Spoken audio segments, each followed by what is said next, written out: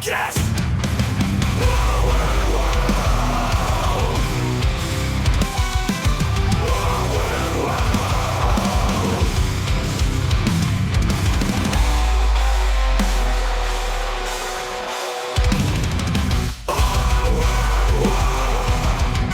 Welcome to Our Weird World. I'm your host, John Henson, and today there's a sleeping baby behind me, and I may have to pause this episode a lot to calm him down and put him back to sleep.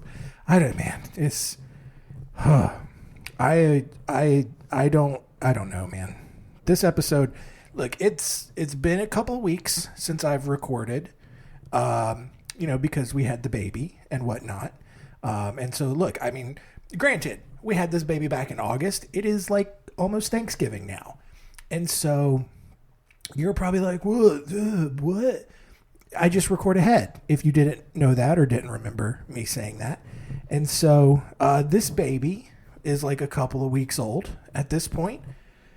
And he doesn't understand yet that nighttime is for sleeping and daytime is for other stuff.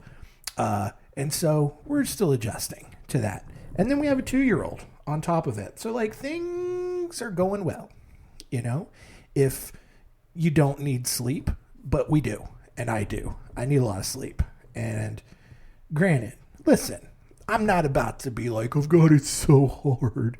Like my wife has done way more and it's way harder for her. And so I get it. That's why I'm not really complaining about it. I'm just here doing the best I can and trying to be supportive. And she's out of the house. Finn is with his grandparents. I've got a sleeping baby in here with me, and I'm going to record an episode. And that is me choosing how to spend my free time. I should take a nap. I probably should take a nap. Not going to do it. Mostly because I've started taking energy drinks and mixing them with a Gatorade or a Powerade or a Body Armor. And that has been the elixir of the gods. It just brings me to life. And I'm good. I'm in a general state of exhaustion. Yeah. But at least I feel like I have the will to keep going. Now, without that, I'm just borderline dead to the world. But we're doing it. I don't know. I can tell I'm super tired because I don't even know what I'm saying anymore. I'm rambling. I've been rambling for 3 minutes. On what? I don't know. And I should stop and just re-record this intro and just pretend like nothing is going on. But I'm not. I'm going to say this week we are talking about Arno Funke. Who is he? Well, let's get into the music. Let me calm this baby down, and we'll get into story time.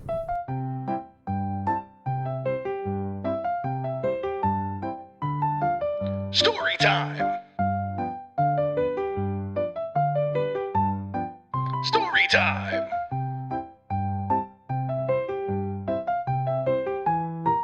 Story time?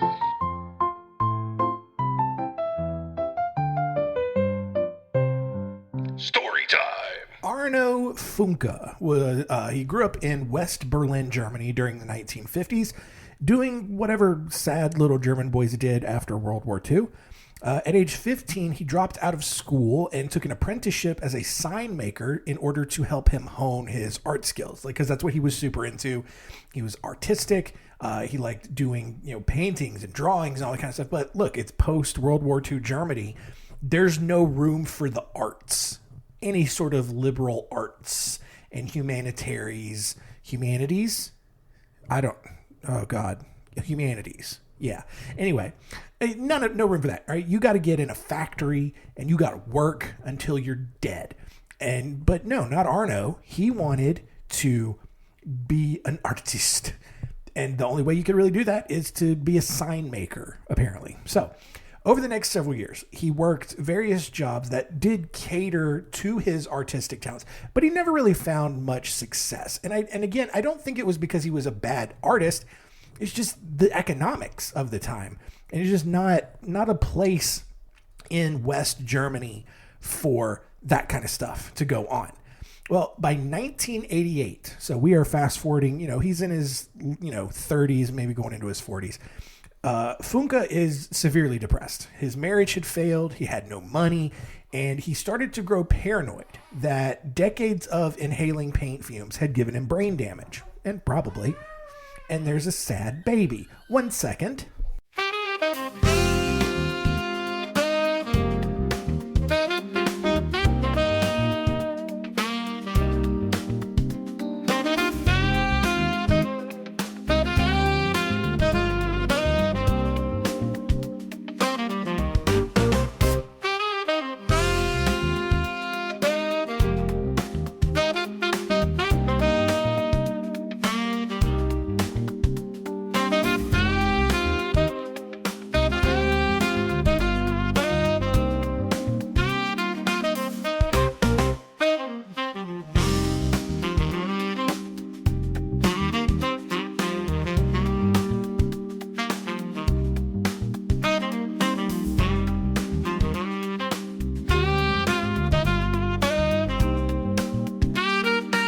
And we're back. All right, where were we? So, 1988, really depressed, failed marriage, and he starts to believe that decades of inhaling paint fumes has given him brain damage of some sort. So, believing that time was running out, Arno Funke decided that he needed to obtain enough money so that he could truly pursue a life in art without worrying about basic living expenses. Because if we know anything about being an artist, you're either like world famous and swimming in cash, or you have to have a day job because no one cares about your art. Me.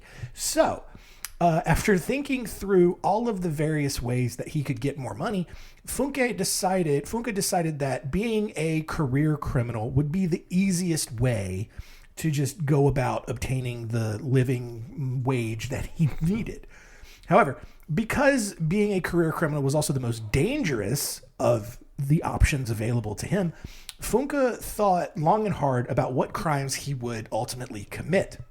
And so after considering his options, bank robber, petty thief, contract killer, whatever, he decided to turn his kitchen into a bomb factory and began making pipe bombs. He planted his first explosion at the Kaufhaus des Westens, which was this luxury department store, and then he mailed them a letter demanding $600,000 or else the bomb would be detonated.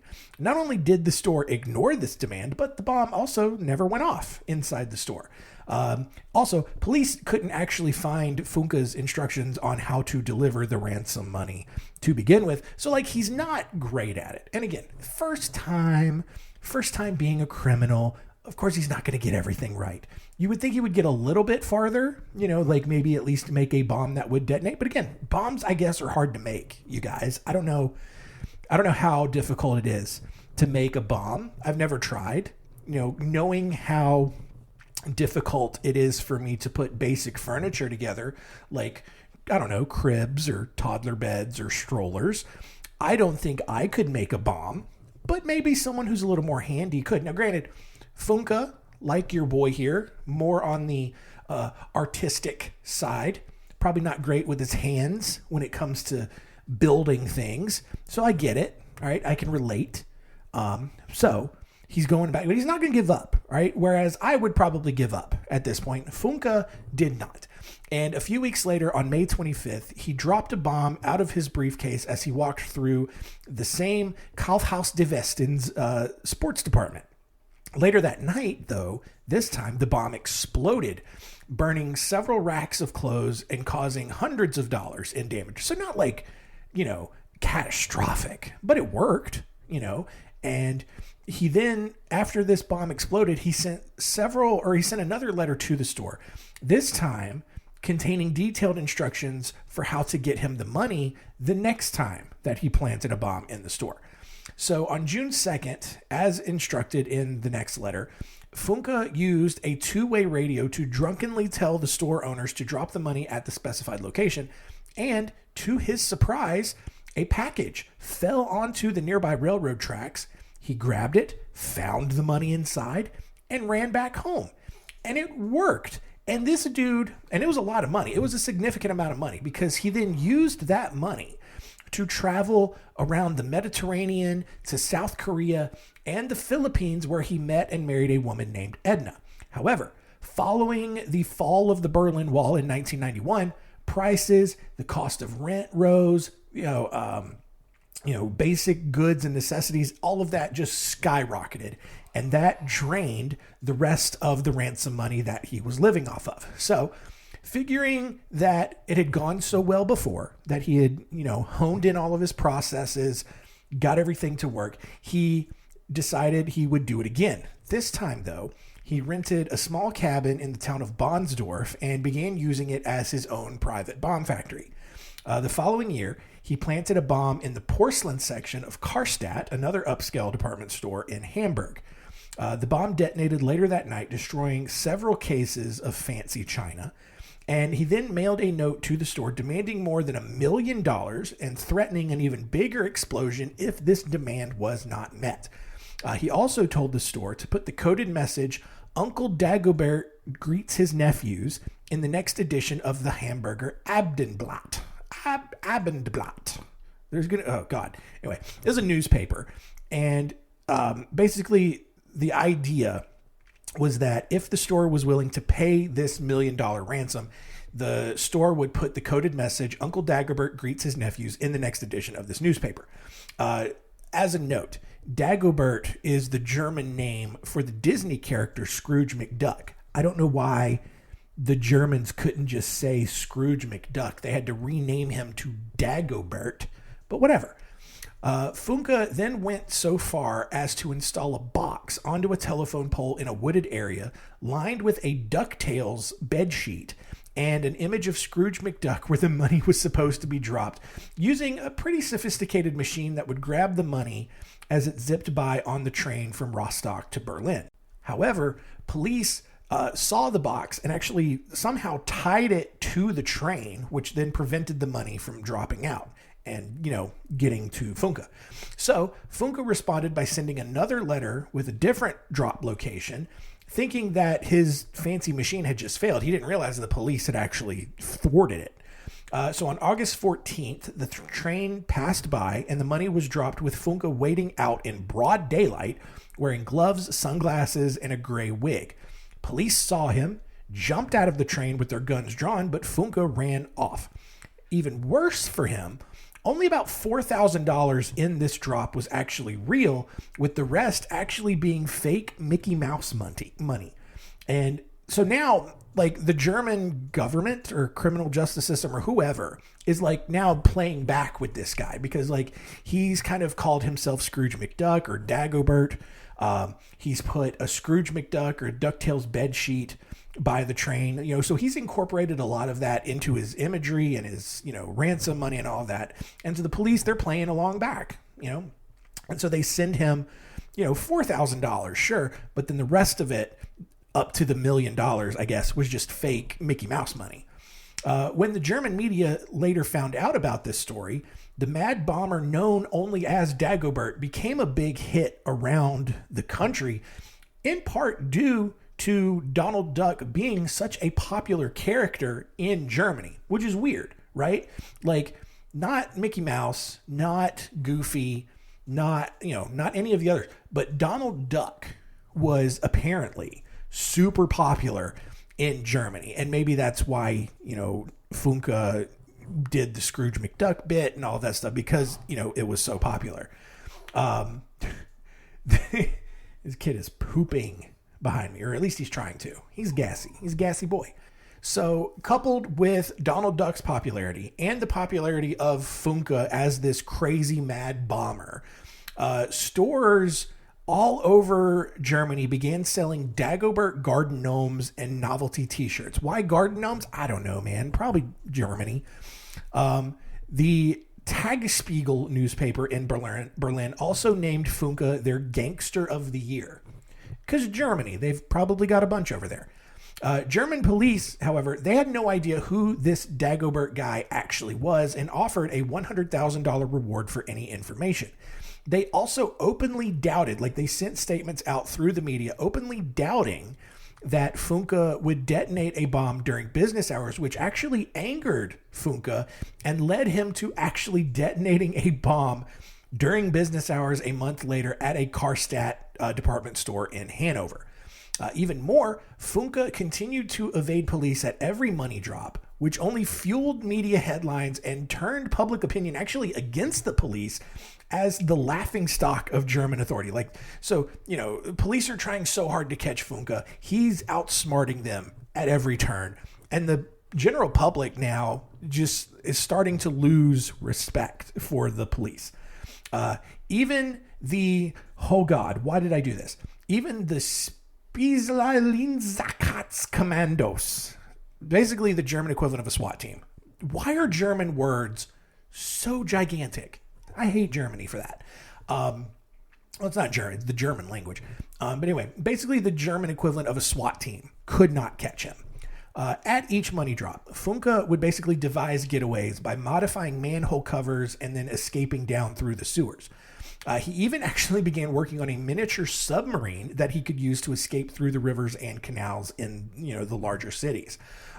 Nearly all of his getaways were inspired by episodes of DuckTales and Scrooge McDuck. German authorities, because of this, and I don't know who actually figured that out, but because of that, German authorities actually began studying Donald Duck and working with members of Donaldism, which was this actual German organization that analyzed Donald Duck comics at a scientific level. When I tell you how popular Donald Duck was, and maybe still is, in Germany, they had groups, and they had the Donaldism group that studied Donald Duck at a scientific level and analyzed all of his cartoons, all of his comic strips, all of it. I don't know what they were trying to get out of it. They're just in love with Donald Duck for some reason.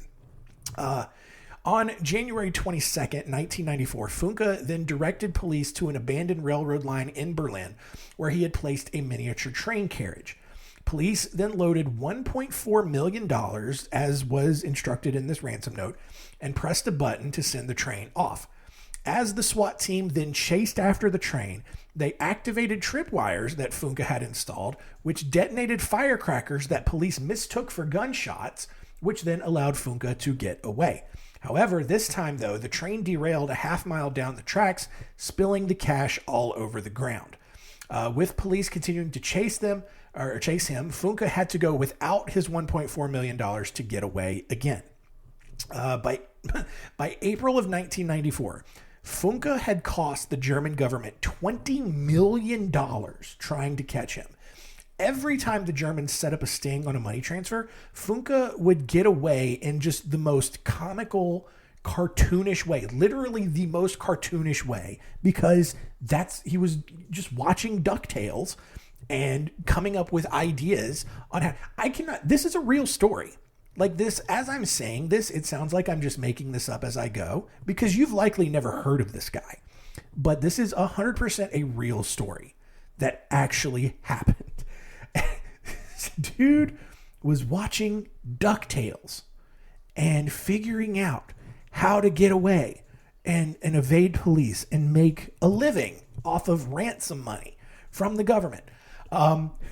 So, even eventually, like, the German police got smart enough and actually stopped putting money in the packages at these ransom drops. But still, Funke kept trying, and Funke kept getting away, and he kept setting up transfers and evading police, because at this point, it's just fun for him. At one point, police had actually been able to stay on the phone with Funke long enough to trace the call to a phone booth, but he had escaped before police arrived. They did, however, speak to two witnesses who provided a sketch that was then aired all over local news broadcasts. Funke's wife, Edna, actually saw the report several times but did not recognize her own husband in the sketch. So it probably wasn't that accurate. Then, A few days later, police traced another call and saw what they described as a nervous-looking man in a white rental car driving away. The rental company told investigators that the car was registered to Arno Funke and then placed him under surveillance. On April 22nd, during another call, police finally caught him in a phone booth. Funke then told the officers, "Now you finally caught me. Today you definitely pop the corks. Unfortunately, I won't be able to celebrate with you, but you can at least toast to me." That's probably how he sounded. He's German. Funke pleaded guilty to all of his charges and was only sentenced to 9 years in prison. Possibly because during his trial, he blamed all of the chemical paint solvents he had inhaled over the years for cognitive decline and impaired judgment. And Germany was probably like, yeah, it seems right. You just watch DuckTales, and only people who are cognitively impaired watch DuckTales, I guess. I don't know. To almost everyone in Berlin who wasn't a police officer, Funke had become this sort of gigantic cult hero. He was granted a work release in 1998 and was then hired by Eulenspiegel, one of his favorite magazines, to then draw satirical caricatures of political figures. And he finally got the nice artistic job he had always wanted.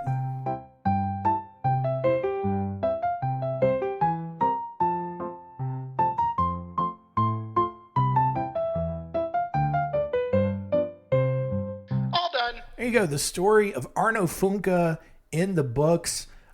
Only had to stop and calm the baby down once, which is great.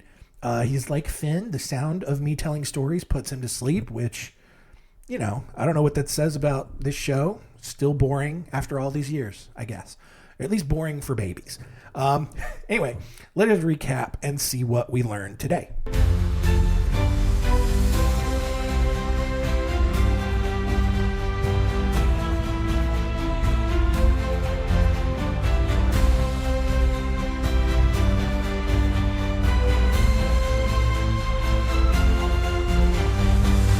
What did we learn? Number one, Donald Duck is crazy popular in Germany for some reason. I don't know why. So I wish I understood. There's not really, at least as far as I can tell, like a huge explanation for it. They just kind of adopted him. I don't know why. Anyway, number two, Arno Funke really wanted to be an artist and just couldn't. I mean, it's post-World War II Germany. Not a lot in the arts available. I kind of threw up in my mouth just a little bit there. Had to swallow it back down. We're good. You ever do that? It's just not fun. Like, what am I? A baby? I have a baby. He's rubbing off on me. And I should be influencing him more than he should be influencing me. Why am I spitting up? Anyway, Arno Funke wanted to be an artist. Couldn't do it. And there was, like, some sources will say that he decided to become a sausage vendor and needed money to start that business up, and that's why he turned to a life of crime. Who knows? But either way, he decided to start making bombs and, whatever.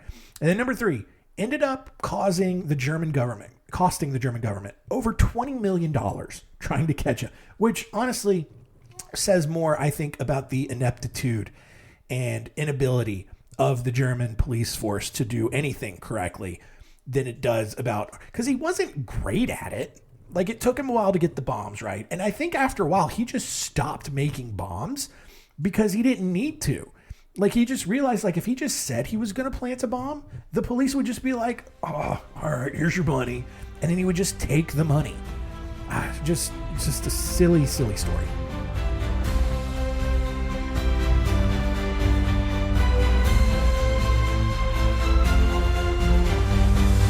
What did we learn? Next week on Our Weird World, we are into December, the final month of 2025, and it is going to be Weird Fun Bag number 21, where we will discuss the Freedomites, Nellie Munch, and a pretty famous story if you've just kind of,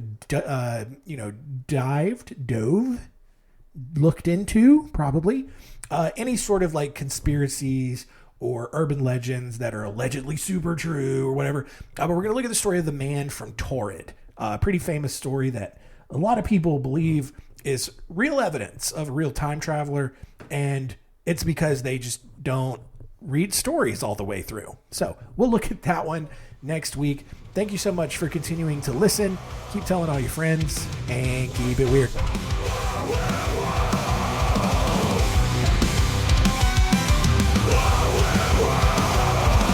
This is a podcast.